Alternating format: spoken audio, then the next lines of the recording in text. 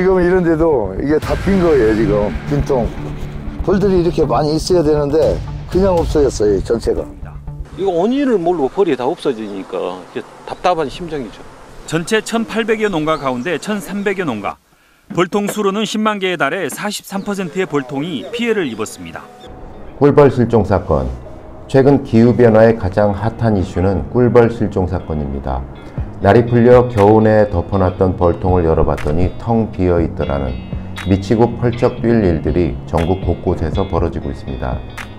아인슈타인이 언급했다는 벌이 사라지면 4년 내 지구가 멸망한다는 워딩까지 함께 회자되고 있습니다. 그런데 취재를 하며 제 가슴을 숙연하게 하는 말을 들었습니다. 벌은 절대로 집안에서 죽지 않는다는 20년차 양봉 농민의 말이었습니다. 지네 집에서 절대 안 죽거든요. 여기서는 집단을 위해서 무조건 밖에 나와서 죽어요. 기어서 나오더라도 뭐 날개가 불구가 된다거나 그런 애들이 많거든요. 그래서 그 밖에 나와서 죽어버리다 보니까 우리 눈에는 잘 안 띄지. 농민은 제게 말했습니다. 이 사건은 꿀벌들이 우리에게 보내는 신호라고, 이대로는 도저히 못 견디겠다는. 이 사건을 단순히 기후변화의 징후나 세상에 이런 일이 정도로 넘겨서는 안 되는 이유입니다.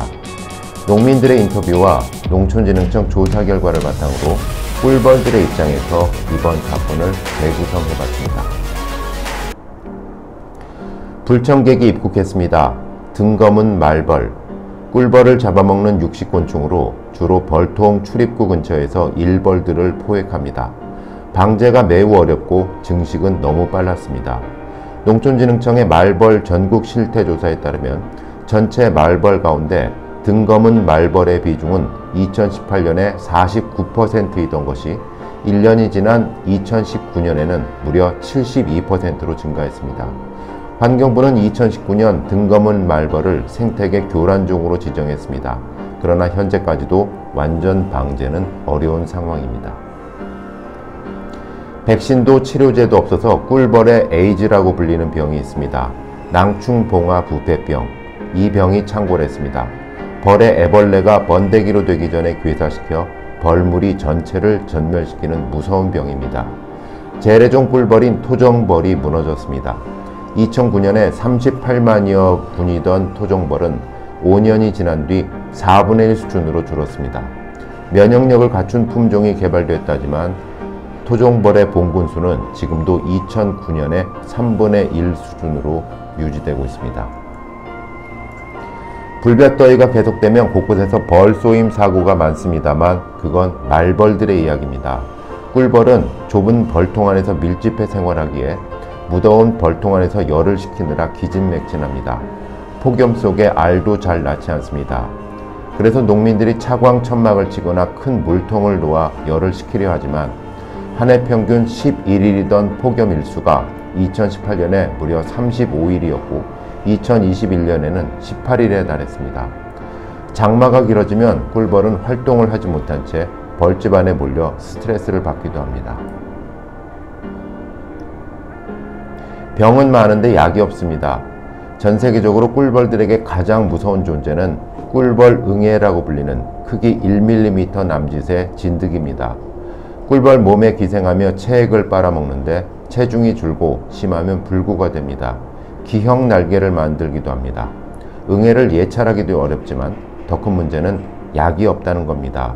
국내에서 제대로 생산된 약이 없습니다. 거기에 대한 치료약 내지는 구제약이 국내에서 제대로 생산된 약은 단 한 가지도 없다시피 했었어요. 그동안에. 그럼 다 수입인가요? 그도 중국에서 다른 데도 아니면 중국에서 그런 약을 대부분 수입을 하는데 뭐 수입을 한다고 하면은 바로 그게 검증이 되고 못한 것도 아니고 그냥 구전으로 의해서 그렇게 그런 식이었거든요. 그렇죠. 그게 다 내성 있는 것들이라고 계속 쓰다 보면은 첫 번째 쓸 때는 잘 듣고 두 번째 쓰면 조금 덜 듣고 그렇게 꿀이 안 나왔습니다. 그러다 보니 최근 2년간 꿀 생산량이 급감했습니다. 잦은 비와 이상조온, 꿀이 안 나와도 너무 안 나왔습니다. 특히 지난 2020년 국내 아카시아 벌꿀의 총 생산량은 과거 최대 흉작을 기록했던 2014년보다도 10% 정도 감소한 2,322톤. 이곳 저곳에서 평년에 30%밖에 꿀이 안 나온다는 목소리가 들려옵니다. 그러다 보니 일부 농가에서는 꿀벌들에게 꿀 대신 설탕을 먹이는 사례가 생겼습니다. 꿀을 먹고 사는 꿀벌들이 설탕으로 연명한 겁니다. 면역력 감소로 이어졌습니다. 그리고 지난 겨울이 왔습니다. 겨울인데 따뜻했습니다. 이상 고온. 앞서 가을에는 너무 추웠습니다. 이상 저온. 벌들이 한창 커야 할 가을에 온도가 낮아 잘 크지 못했습니다. 이런 가운데 월동에 들어간 11월, 12월 고온 현상으로 꽃이 이른 시기에 개화합니다. 꽃이 피자 월동 중이던 일벌들이 벌통에서 나옵니다. 화분 채집에 나섭니다. 바깥 활동으로 체력에 소진된 가운데 추운 겨울밤이 찾아왔습니다. 온도가 급격히 떨어지며 힘이 빠진 일벌들이 집으로 돌아오지 못했습니다.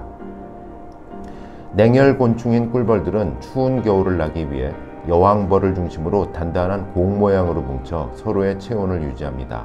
월동 봉군이라고 합니다. 그 단단한 공이 느슨해질수록 추위를 나기 힘들게 되는데 가장 바깥에서 추위를 견뎌주던 일벌들이 돌아오지 못했습니다. 일부는 말벌에게 잡혀먹고 번데기들은 응애하게 당했습니다. 그런 식으로 벌무리가 느슨해졌습니다. 이번 참사가 벌어진 뒤 관련 부처에서는 농업경영회생자금 등 종합적 지원책을 추진하고 있습니다. 그런데 농민은 제게 이런 말을 했습니다. 양봉 농가들이 진짜로 원하는 건 돈이 아니라 벌을 제대로 키울 수 있는 환경이라고. 이제라도 정부 차원에서 체계적으로 벌이 클 수 있는 환경을 만들어 달라고. 국회 입법 차원에서는 지난 2020년 8월부터 양봉산업의 육성 및 지원에 관한 법률이 시행되고 있습니다. 이제 첫걸음을 뗀 만큼 더 이상 벌이 사라지지 않는 환경 만들기에 보다 많은 관심이 필요한 때입니다.